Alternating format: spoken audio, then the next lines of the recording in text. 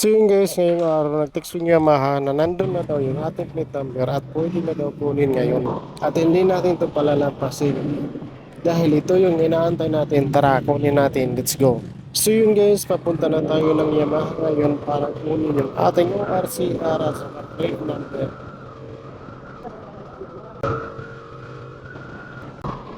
At malapit na tayo sa crossing, mag-slow down muna tayo. Yung araw natin kukunin yung ating ORCR dahil Sabado ngayon at Linggo bukas at walang opisina bukas. Kayo ba?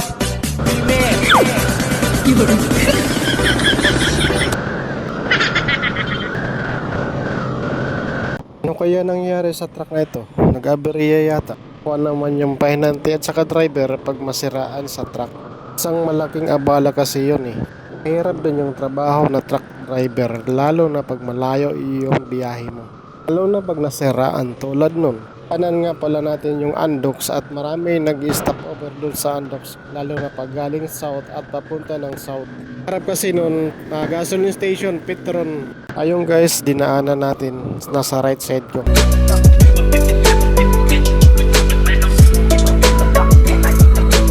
So yun guys, nandito na tayo ngayon at i-stand muna natin yung ating motor. So yun guys, nandito na tayo sa Yamaha. Nandito na tayo sa Yamaha. Guys, ang daming repo dito. Ang daming din unit sa loob. Tara guys, pasok tayo. Kunin natin yung ating ORCR at saka plate number. Kumanap ko. Walang plaka ang plate number. Excuse me. Ay, si Joy. Ay, si Joy tayo. Ay, sir, nag-CR ka, sir? Sige. Ay, ma'am. Makuha man ORCR nga ng plate number kan Jerry Maurilio. Jerry Maurilio. So yun guys, check na yung pangalan natin sa computer. Pagka kasi wala yung pangalan natin diyan. Wala yung pangalan natin diyan, hindi natin makukuha. Nahanap na yata ni ma'am. Kinuha na yung brown envelope. Kaya na umulpot ang plaka mo? Kakulop, sir. Kakulop. So yun guys, kahapon daw dumating yung ating plaka. Ito na yata yung ating ORCR at pinotocopy na niya.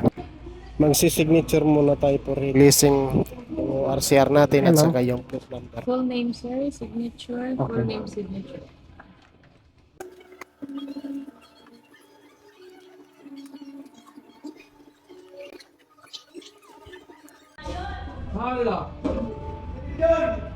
So yun guys, tapos na tayo mag-signature at release na sa atin yung ORCR at saka plate number. Original plate number, sir. Okay ma'am. Okay na ma'am. Thank you. Finally guys, nakuha na natin yung plate number at saka original ORCR. At sabay tingin muna tayo sa mga prices ng mga motor. Yun guys, okay na. Tara, labas na tayo. So yun guys, nakuha na natin yung ating plate number at ang original ORCR. Okay na. Pwede na tayo mag-travel ng malayo.